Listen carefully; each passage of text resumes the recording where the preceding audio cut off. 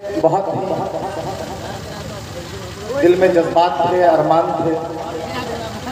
بہت بارہا نذرہ محمدہ کا نام سنا تھا، اور نام سننے کے بعد ذہن میں جو ایک خاکہ سا بنتا ہے، اور نام سننے کے بعد ایک تصویر بنتی ہے. جس طریقے سے مدینے کا نام سنتے ہی مدینے کی ایک تصویر ہمارے ذہنوں میں بنتی ہے. اس بستی کے بارے میں جب سنا کرتا تھا تو ایک تصویر بنتی تھی. یہ خوشحال بستی ہے، پڑھے لکھے لوگ ہیں. الحمدللہ ثم الحمدللہ آنے کے بعد دل کو بہت خوشی ہوئی کہ جو سنا تھا اس سے کہیں زیادہ اس بستی کو پایا. لیکن دل میں ایک کسک ہے، افسوس ہے، دل میں جذبات اب انگڑائیاں لینے لگی ہیں کہ شاعر نے کبھی کہا تھا کہ ہر چمکتی ہوئی چیز سونا نہیں ہوتی حضور، ہر چمکتی ہوئی چیز سونا نہیں ہوتی حضور، ریزہ شیشے کا بھی چمکتا ہے مثل کوہ نور. دھیرے دھیرے وہ سارے جذبات ماند پڑ گئے، وہ سارے باتیں جو دل و دماغ میں پیوست تھی وہ اب دھیرے دھیرے ختم ہوتی چلی جا رہی ہیں.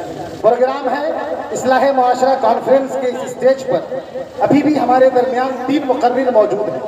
حضرت مولانا مفتی اسلم صاحب چترویدی دامت برکاتہ، ان کے بعد حضرت مولانا مفتی اقبال صاحب دامت برکاتہ، اور حضرت مولانا اشتیاق صاحب دامت برکاتہ. یہ 3 مقرر ہمارے درمیان ہیں.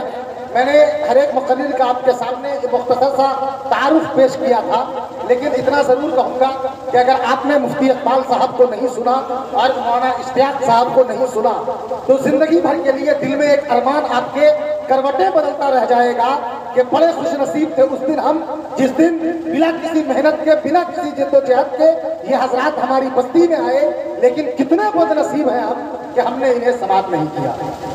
یہ ایک دل میں ارمان رہ جائے گا.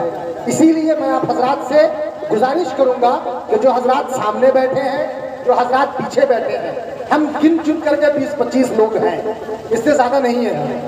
اور اس سے زیادہ اگر نہیں ہو سکتے ہیں تو اس سے زیادہ کی ضرورت بھی نہیں ہے. یہ 20-25 لوگ اگر دعا تک ہمارے ساتھ رہے تو انشاءاللہ پروگرام کو ہم کامیابی کے ساتھ ختم کریں گے.